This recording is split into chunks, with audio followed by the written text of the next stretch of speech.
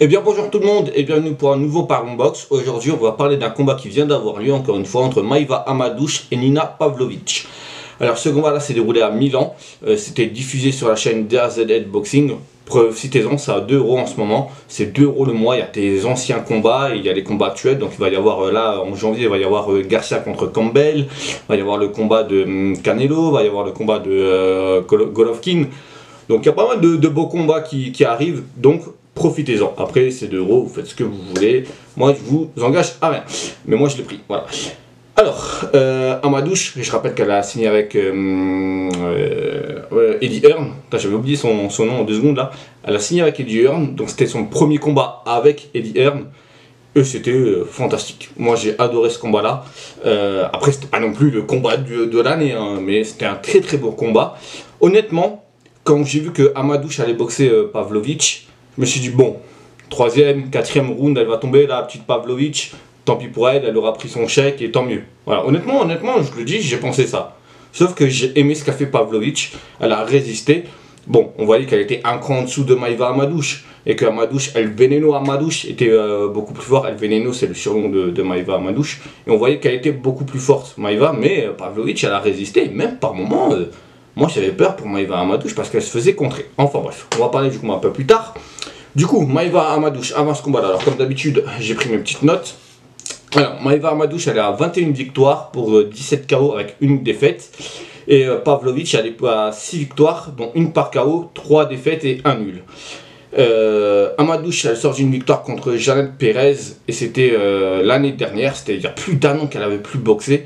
Maïva Hamadouche, Covid oblige aussi entre temps. Alors, boxer, je parle en professionnel, parce qu'elle a fait le tournoi de qualification pour les Jeux Olympiques, et là c'était des règles amateurs, c'était la boxe amateur, donc c'est pas pareil entre amateur et professionnel. Je ferai sûrement une vidéo un jour pour vous expliquer c'est quoi la différence, mais bien que maintenant les professionnels peuvent aller au JO, enfin bref, c'est un bordel, mais voilà, et donc c'était en règle amateur, donc c'était pas professionnel entre guillemets, voilà, mais elle avait quand même boxé. Et Pavlovic, j'ai été surpris quand j'ai cherché cette information-là. Elle a boxé, Pavlovic, elle a boxé le mois dernier. Elle a boxé une meuf qui s'appelle Milena Zvonja. Alors, jamais entendu parler d'elle. Dans son pays, c'était en Serbie. Et ça date du 19 novembre.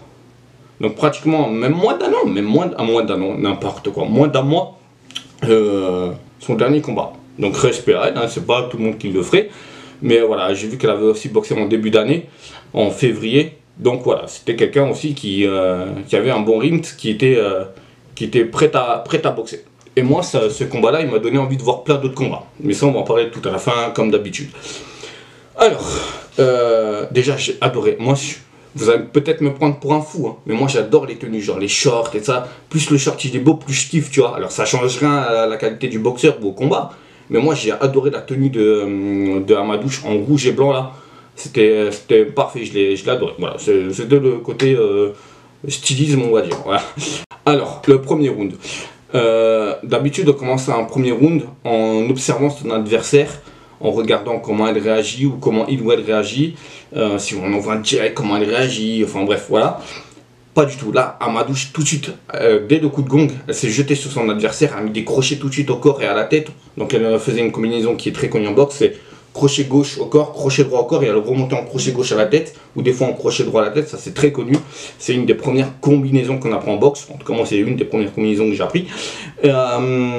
Et Pavlovic, elle répondait tout de suite. Elle avait un très bel uppercut. Alors par contre j'ai trouvé son uppercut bizarre. Un uppercut, moi j'ai appris, hein, on m'a appris toujours à bien arrondir comme ça, donc comme si on se le mettait à soi-même en fait, sauf qu'elle, elle le faisait partir droit devant comme ça, comme si c'était un direct en fait, un uppercut mais en direct. Mais seulement, cet uppercut là, il a touché quand même 2-3 fois à Hamadouche, et elle l'a quand même encaissé, hein. Et par contre, ouais, Pavlovic, ça se voyait, elle se faisait, ce qui était le défaut de Pavlovic, c'est qu'à chaque fois, elle se faisait balader.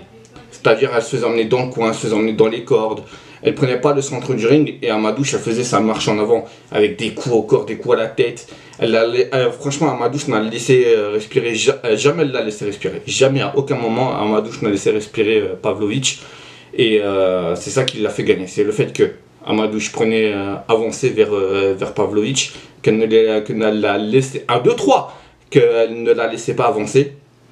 qu'elle la laissait pas se déplacer, elle l'emmenait où elle voulait. Et Amadouche, elle a un cardio, mes amis, mais c'est incroyable. Des fois, elle faisait des 6-7 coups. Des fois, elle était à Pavlovich, désolé, mais elle était dans le coin et c'était un sac de frappe pour Amadouche. Ça envoyait. Comme un pote m'a dit à moi, Amadouche, c'est un pitbull. Amadouche, c'est un pitbull. Et voilà. Ensuite, le round 3, elle prend des coups, Pavlovich, elle continue de prendre des coups et souvent elle baisse la tête, elle est comme ça, elle baisse la tête. Et l'arbitre, il l'a repris à plusieurs fois. Alors ça ne vaut pas de point de pénalité, mais c'est sûr qu'à force c'était un peu chiant. Et c'est un moyen pour récupérer un peu, gagner un peu de temps. Quand on sent qu'on est au bord du chaos ou quoi, on fait ça, ou bien on s'accroche. Elle reste accrochée souvent. Et des fois, elle repoussait Amadouche avec le bras comme ça en avant. L'arbitre l'a repris une fois parce qu'elle a mis l'épaule et le coude en avant, mais ça n'a pas touché. Elle n'a pas mis un coup de coude, elle a juste avancé comme ça. Enfin bref. Pavlovich se faisait enfermer dans le coin à chaque fois. Et au troisième round, elle prend un coup au corps, mais un coup au corps monstrueux. Boum, un crochet. Et là, tout de suite, elle tombe. Elle se relève au compte de 7, je crois. Et elle finit le round, elle tient, elle a même riposté, elle a même donné des coups au lieu de rester comme ça et de faire reculer Amadouche, elle allait à l'attaque. Donc ça, j'ai aimé cette mentalité-là. Round 4, 5, 6, pareil. Amadouche qui marche dessus sur Pavlovich, elle lui marche dessus, elle ne la laisse pas respirer, elle met des coups très puissants au corps, elle touche très peu la tête, Amadouche touchait très peu de fois la tête. Et c'est ça que moi, je trouvais parfois dommage. C'est qu'elle ne touchait pas la tête, elle aurait pu la descendre avant parce qu'elle a gagné par ça je vous dis, Amadouche a gagné par KO au 8e round. Elle aurait pu la descendre avant si elle touchait à la tête. Et par contre, Pavlovich, elle a fait un très beau combat parce que par moment, moi j'avais très peur pour Amadouche que sur un contre parce que Pavlovich, elle faisait des contres, mais c'était tellement beau. Et à un moment donné, elle a mis un uppercut, un crochet, un direct qui a touché Amadouche. Et même moi, je me suis dit, ouais, attention parce que si on contre sur un coup, la boxe, ça peut s'arrêter sur un coup. Même si tu domines, sur un coup, ça peut s'arrêter. Et du coup, moi, j'avais très peur de ça pour Amadouche. Mais après, Pavlovich, elle est retombée, je crois, c'était au round numéro 5. Ouais, c'est au round 5. Elle tombe encore. Elle tombe encore sur un coup au corps. Pareil, elle récupère, elle se relève au compte de 8. Et elle continue le combat, mais cette fois-ci, elle ne va pas à l'attaque. Elle cherche à respirer, à reprendre son souffle.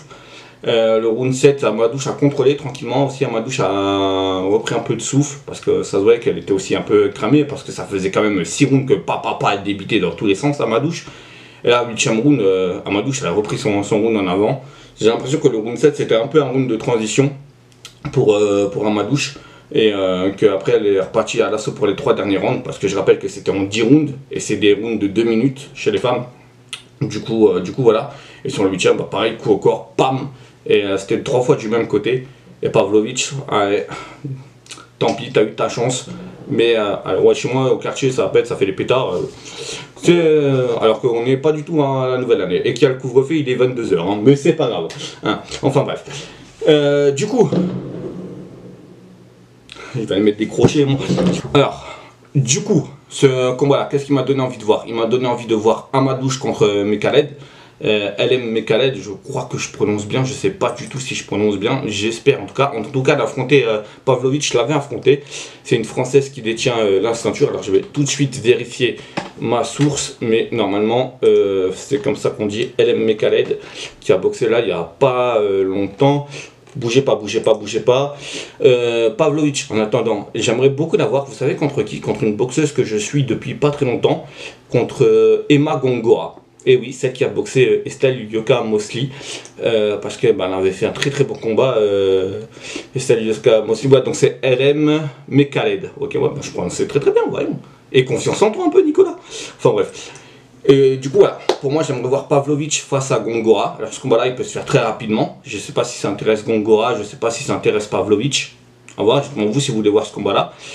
Amadouche, il y a LM Mekaled aussi, il y a Estelle Yoka Mosley.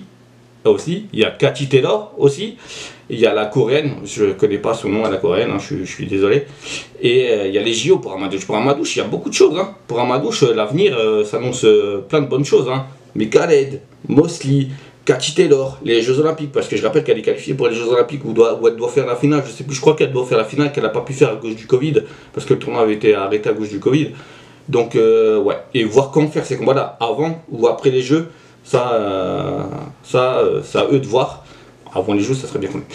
Mais je pense que ça se fera après, histoire de bien se préparer pour les Jeux, parce que ça arrive vite hein, quand même les Jeux. C'est dans quelques mois, dans 6-7 mois je crois. Donc ouais, ça va arriver très très vite pour un Madouche. En tout cas, c'était un très très bon combat, moi j'ai apprécié. Dites-moi vous en commentaire ce que vous avez pensé de ce combat-là, si vous l'avez vu. Et on se retrouve très bientôt. Faites attention à vous, portez-vous bien. Ciao tout le monde.